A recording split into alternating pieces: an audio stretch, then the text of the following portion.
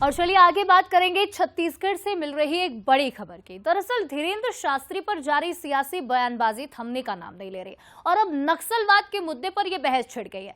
गृह मंत्री विजय शर्मा ने एक बड़ा बयान दिया और उन्होंने ये कह दिया कि धीरेन्द्र शास्त्री जो एक कथावाचक है उनसे नक्सलवाद पर राय लेते हैं। नक्सलवाद की चिंता बाबा बागेश्वर करते हैं, ये उन्होंने खुले मंच से कहा।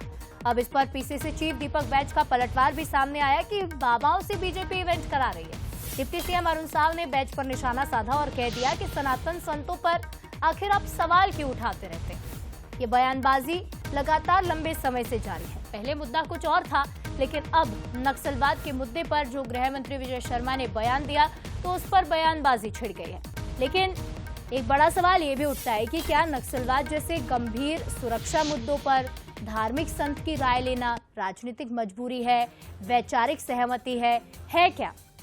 धार्मिक संतों को सामाजिक सरोकारों से जोड़ना बहुत अच्छी बात है क्योंकि जनभावनाएं उनसे जुड़ी होती हैं, लेकिन उसका राजनीति में इस्तेमाल करना, इस तरह के सुरक्षा मुद्दों में इस्तेमाल करना कहां तक सही है? पहले आप वो बयान सुन लीजिए जिस पर यह बयानबाजी जारी है।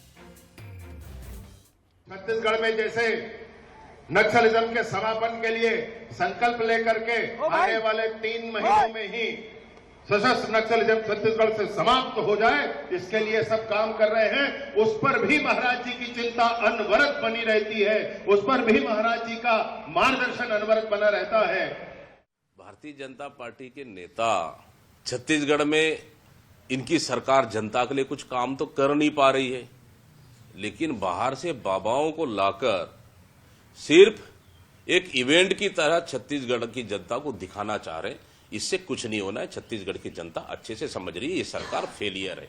नक्सली मामले पे क्या गृह मंत्री धीरेन्द्र शास्त्री के कहने पे काम कर रहे हैं क्या? पहले ही स्पष्ट कर दे।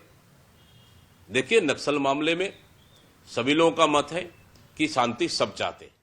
देखिए, कांग्रेस पार्टी केवल और केवल जो सनातन धर्म के संत हैं, कथाकार हैं, सन्यासी है, उन्हीं पर प्रश्न चिन्ह क्यों उठाती है?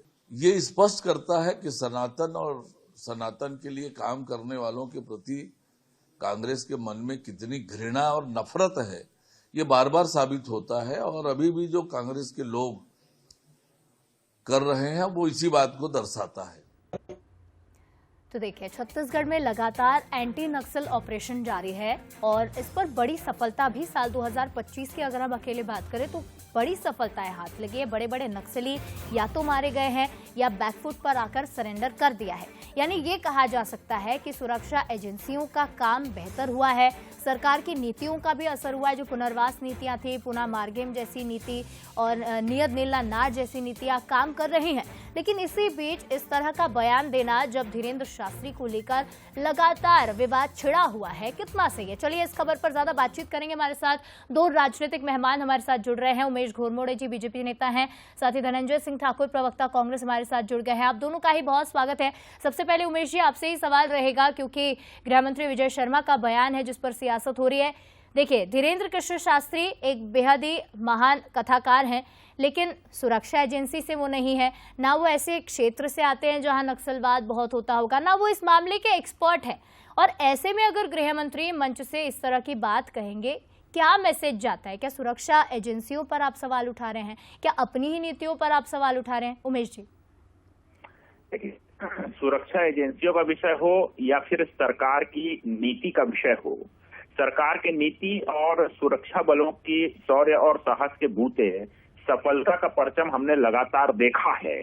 और रह गई बात धीरेन्द्र शास्त्री जी की, तो चाहे धीरेन्द्र शास्त्री जी का विषय हो या छत्तीसगढ़ के एक एक नागरिक का विषय हो या फिर पूरे देश भर के संवेदनशील और बुद्धिजीवी लोगों का विषय हो, ना सिर्फ छत्तीसगढ़ बल्कि पूरे देश के अंदर में भी जहां जहां नक्सल मूवमेंट सक्रिय था उसको लेकर के हर किसी को चिंता थी। और वर्तमान में जब नक्सलवाद खत्म हो रहा है तब भी तमाम लोगों को इस बात की चिंता है कि जैसा हमने सोचा है, जो हमारा टारगेट है, जो हमारा लक्ष्य है, नक्सलवाद उस टारगेट तक खत्म हो जाए। इस बुराई कहाँ है? केवल चिंता कांग्रेस को लोगों को नहीं थी, इसलिए बीते 5 वर्षों में अपने कार्यकाल में कुछ नहीं कर पाए। केवल कांग्रेस के लोगों को नक्सलवाद खत्म करने की चिंता नहीं है, इसलिए बार बार नक्सल एनकाउंटर पर सवाल उठाने वाले लोग, बार बार नक्सल एनकाउंटर को लेकर के उसको फर्जी बताने का बयान देने वाले लोग ही इस विषय पर राजनीति कर रहे हैं। बाकी छत्तीसगढ़ की जनता और तमाम लोग, नक्सलवाद खत्म हो रहा है, लगातार जवानों के शौर्य और साहस के बूते सफलता मिल रही है, उसको लेकर के प्रसन्न भी है और चिंतित भी है कि जो 31 मार्च 2026 का जो लक्ष्य है उसको सफलतापूर्वक हम पूरा करें और कोई जवानों की शहादत ना हो और लगातार सफलता नक्सल मोर्चे पर मिलते रहे। इसमें बुराई कहाँ है? इसमें बुराई केवल कांग्रेस को ही नजर आ रही है। सभी को है चिंता, आपको भी है चिंता, राजनेताओं को भी है, हमें भी है, आम जनता को भी है। लेकिन जिस राय की बात डिप्टी सीएम कह रहे हैं वो किस तरह की राय है? एक बार मैं चाहूंगी कि आप उस पर भी प्रकाश डालें कि किस तरह की राय लेने की बात वो कह रहे हैं। देखिए, राय और तमाम तरह का विषय नहीं है।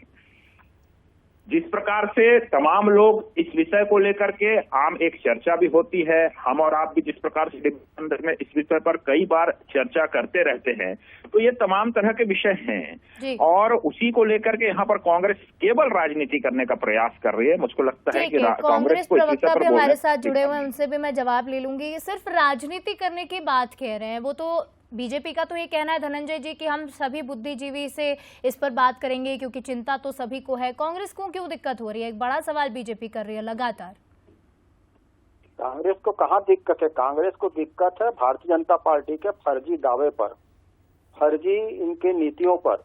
और आज अगर धीरेन्द्र शास्त्री ने नक्सलवाद की चिंता जाहिर की है तो धीरेन्द्र शास्त्री जी को जो सरकारी विमान में लेकर साय जी और जो गृह मंत्री विजय शर्मा जी आए हैं, इनको इन्होंने नक्सल मामले में क्या क्या काम किया इसका रिपोर्ट जाके धीरेन्द्र शास्त्री जी को दिखाना चाहिए, क्योंकि इनके पास कोई ठोस नक्सल नीति तो है नहीं। इस पर जवाब ले लें और ना ही इनको कोई जनता के बीच में ऐसे नक्सल नीति प्रस्तुत कर पाए। कम से कम धीरेन्द्र शास्त्री जी को जो साय जी प्रणाम करते हैं, जो गृह मंत्री जी प्रणाम करते हैं, कंधों में बिठाने की बात करते हैं, जाए नक्सल रिपोर्ट लेकर उन्होंने क्या क्या काम किया है।